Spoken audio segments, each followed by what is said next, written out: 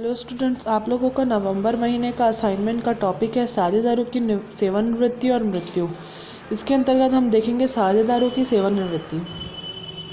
निवृत्ति से तात्पर्य पृथक होने से है। जब कोई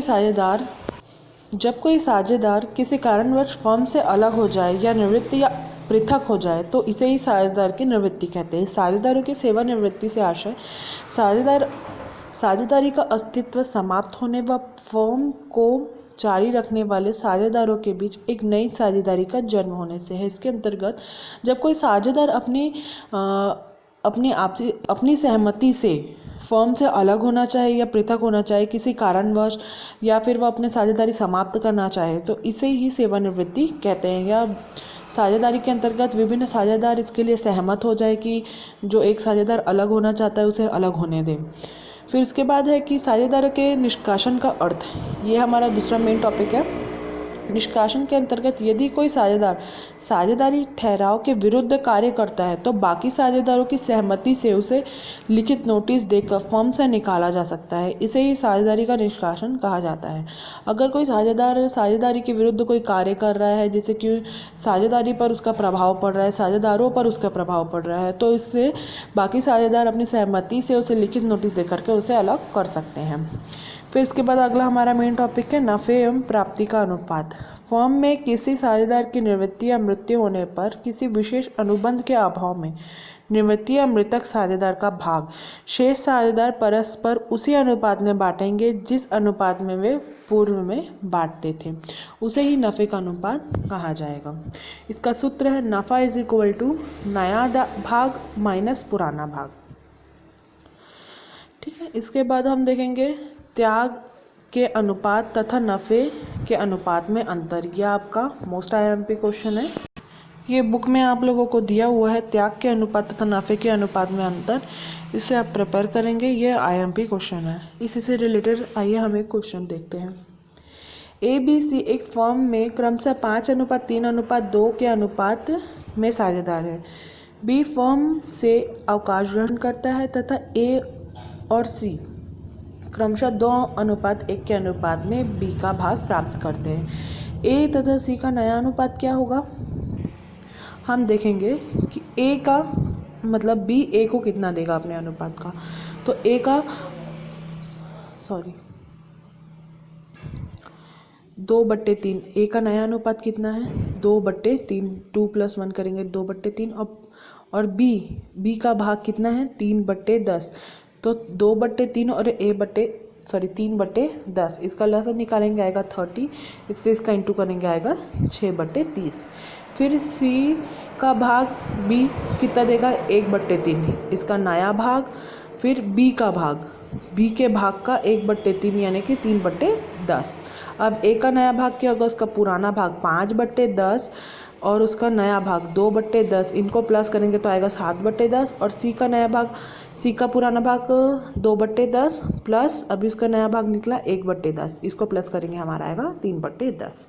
ये होगा A और B का नया भाग। तो A और B का अनुपात कितना निकलेगा? 7:3। इसी के अंदर आप एक और ये अंतर पढ़ लेंगे साझेदारों की निवृत्ति और मृत्यु में अंतर। ये आप लोग का आईएमपी या क्वेश्चन पेपर में आ सकता है। बुक से इसे आप प्रिपेयर कर लेंगे। इसके आगे हम देखेंगे ख्याति का लेखांकन। जब किसी साझेदार की निवृत्ति या मृत्यु की दशा में शेष साझेदार फर्म का व्यवसाय जारी रखते हैं तो भविष्य के लाभों के वे ही अधिकारी होते हैं, अर्थात उन्हें पूर्व की तुलना में अतिरिक्त लाभ होता है। अतः इस अतिरिक्त लाभ की क्षतिपूर्ति उस साझेदार को की जानी चाहिए जो अवकाश ग्रहण या मृत्यु के कारण अपने भावी लाभों के लाभ का विद्यमान साझेदारों के हित में त्याग करता है। क्षतिपूर्ति की यह रकम ख्याति के अनुपातिक भाग के बराबर होती है। ख्याति का लेखांकन इसके अंतर्गत जब कोई साझेदार की मृत्यु हो जाती है या वो निवृत्त हो जाता है तो उसका लाभ बाकी साझेदार उसी अनुपात में बांटेंगे जिस अनुपात में वो पहले लेते थे। इसके अंतर्गत हम एक क्वेश्चन देखेंगे। Example number 14। PQR एक फर्म में समान अनुपात में साझेदार है। ख्याति के लिए प्रीमियम की तुलना R की निवृत्ति पर 36,000 किया गया है। पी तथा क्यू परस्पर अपना लाभ विभाजन अनुपात क्रमशः 3:2 रखने के लिए सहमत हो गए। ख्याति के लिए प्रीमियम का लेखा करने के लिए जर्नल प्रविष्टि कीजिए।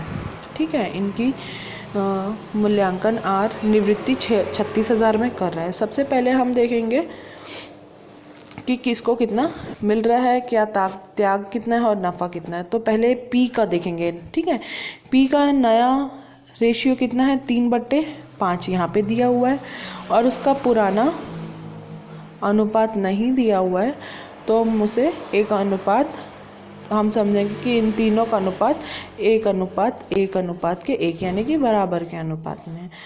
तो 3/5 माइनस 1/3 करेंगे तो हमारा आएगा 15 लघुत्तम समापवर्तक। फिर इसमें 9, 15, 5 × 3 करेंगे, यहाँ आएगा 9। फिर यहाँ पे 5 से इंटू करेंगे तो आएगा यहाँ 5। तो पी का नया आएगा 4/5। वैसे ही क्यू का पुराना अनुपात दिया हुआ है 2/5 माइनस 1/3 करेंगे, क्योंकि नफ़े के अनुपात का क्या है हमारा सूत्र, नया अनुपात माइनस पुराना अनुपात। तो इसका लसा निकालेंगे, हमको मिल जाएगा सी का अनुपात 1/15। तो हमारा पी और क्यू का नया अनुपात कितना होगा, 4:1।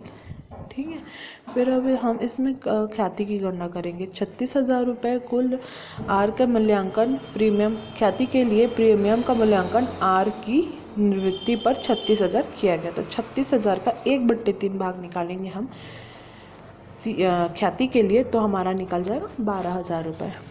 अब हम देखेंगे हमारी जनरल प्रविष्टि कैसे होगी। पी का पूंजी खाता विकलन, क्यू का पूंजी खाता विकलन आर के पूंजी खाते से, ये हमारी पंजी होगी।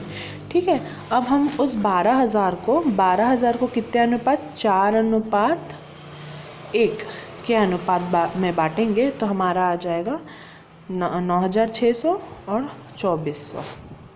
इसी के आगे अब हम लोग देखेंगे एग्जाम्पल नंबर 18, आपका IMP क्वेश्चन है। ABC फर्म में 4:3:1 के अनुपात में साझेदार है। बी फर्म में अवकाशन करता है, वो अपने लाभ का भाग 16,200 में ए और सी को बेचता है, जिसमें से 7,200 ए का और 9,000 सी को देगा। बी के अवकाशन के बाद 21,000 रुपये का लाभ हुआ। आवश्यक जर्नल प्रविष्टि कीजिए। इसके अंतर्गत हम जब सबसे पहले इन लोगों का भाग निकालेंगे तो ए का भाग कितना दिया हुआ है, 4/8 और सी का भाग दिया 1/8।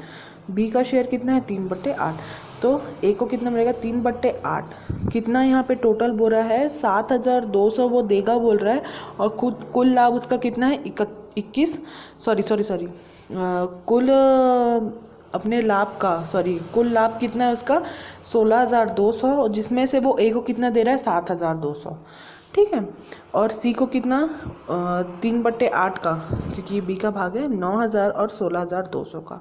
तो इससे हम इंटू करेंगे तो हमारा आएगा 12/72 ए का और 15/72 सी का भाग।